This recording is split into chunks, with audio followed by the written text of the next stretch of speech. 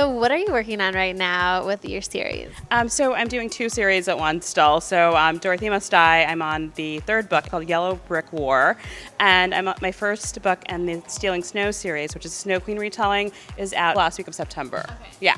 Is it hard to do both series at the same time? I feel like I'm in two worlds. Like I literally am finishing edits for one and then I go back to the other one. But it's really fun to be in a new world, and it's really fun to get to still keep writing Dorothy. So I go from Oz to a snowy world that's not at all Technicolor. So it's really fun. And Oz feels very summery, right? So it's like two different seasons. Really nice. And I started writing snow in the winter, and it was like snowing all the time, and now it's getting cold again. I'm finishing up. Whenever you do go into the writing zone, do you have to like listen to certain music, or do you go to a certain spot? There's a lot of Taylor Swift, and I don't know why, but she's very empowering.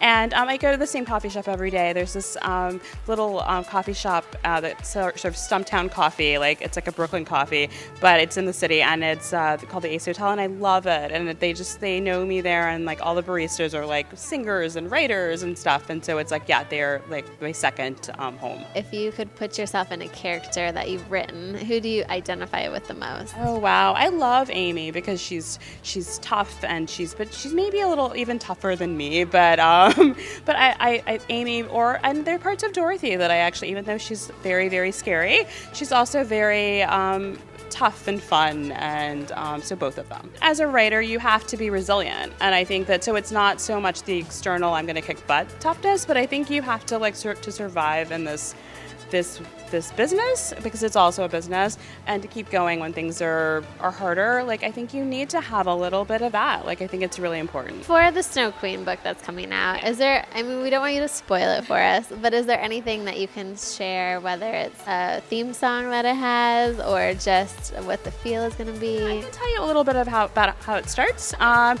it's a girl who is in a mental hospital, and she does not believe that she belongs there, and she's been there for years and years and years, and one day she steps out, runs away, and finds the snow world. So it's like, it's very different from Dorothy, and it's really, really fun. It's like dark teenage Frozen.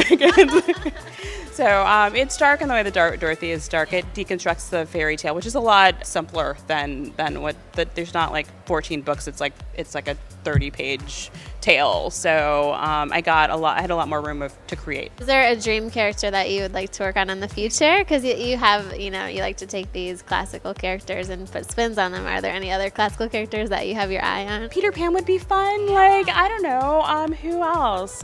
I would do anything. Like I love like Maleficent and Cinderella, and like I love that stuff. I don't know if my next story is going to be another fairy tale, or if I want to create something on my own. So we'll see. What would you say is a message that you hope your fans take away from you or your books?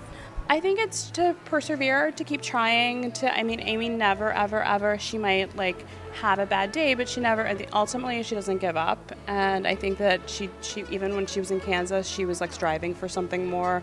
And I think that that's what I hope that my characters are always doing, and looking outside themselves and finding more.